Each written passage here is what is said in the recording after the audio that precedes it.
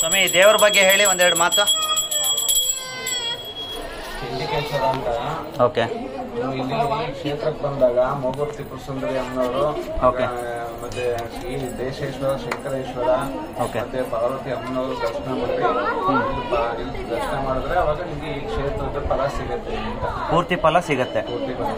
So ನಾವು ತ್ರಿಪುರ ಸುಂದರಿ ಅಮ್ಮನವ್ರ ದೇವಸ್ಥಾನ ದರ್ಶನ ಆಯ್ತು, ಸ್ವಾಮಿಯವರ ದರ್ಶನ ಆಯ್ತು, ಅಮ್ಮನವ್ರ ದರ್ಶನ ಆಯ್ತಪ್ಪ, ನಿಮ್ಗೆ ಸನ್ನಿಧಾನಕ್ಕೆ ಬಂದೀನಿ, ಎಲ್ಲ ಒಳ್ಳೇದ್ ಮಾಡಪ್ಪ, ಈ ಕ್ಷೇತ್ರದ ಫಲಗಳನ್ನ ನಮಗೆ ತಿಳಿಸಪ್ಪ ಅಂತ ಹೇಳಿ ಅದು ಫಲ ಸಿಗುತ್ತೆ. Okay okay. ಅದಕ್ಕೆ ಈಗಿನ ಕಾಲದಲ್ಲಿ ಹೇಳ್ತಾರೆ ನೀವು ಚಂಡಿಕೇಶ್ವರನ ಒಂದು ವರ್ಷಕ್ಕೆ ಬೆಳಗಿನ ಸಂಜೆ ತನಕ ಆಗಿತ್ತ ಅಂತ ಅನ್ನಲ್ವಾ. ಓಕೆ. ಅಲ್ಲ, ಮಕ್ಕಳಿಗೆ ಚಂಡಿ ಬಿಡುತ್ತೆ ಅಂತ ಹೇಳ್ತಾರೆ. ಹಠ ಮಾಡ್ತಾರ ಕೆಲವರು, ಬೆಚ್ಚೋದು ಮಾಡೋದು. ಓಕೆ. ಅದೆಲ್ಲ ಮಾಡಿದಾಗ ಕಡಲೆಪುರಿ ತಂದು ಒಂದು 5 ಕಾಯಿನ್ ತಂದು ಏನ್ ಮಾಡ್ಬೇಕು? ಕಡಲೆಪುರಿ. ಓಕೆ. ಮತ್ತೆ ಒಂದು ಕಾಯನ್ನು ತಂದು ಮಗು ನಿವಾರಿಸ್ಬಿಟ್ಟು ಇದಕ್ಕೆ ಪಾದಕ್ಕೆ ಇಟ್ಟಿಸಿದ್ರೆ ಆ ದೃಷ್ಟಿ ದೋಷ ಏನೇ ಇದ್ರು ಪರಿಹಾರ.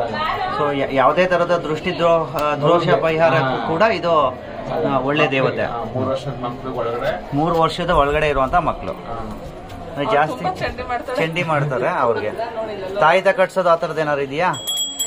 ಮಾಡ್ತಾ ಇದೆಯಾ? ಇಲ್ಲ.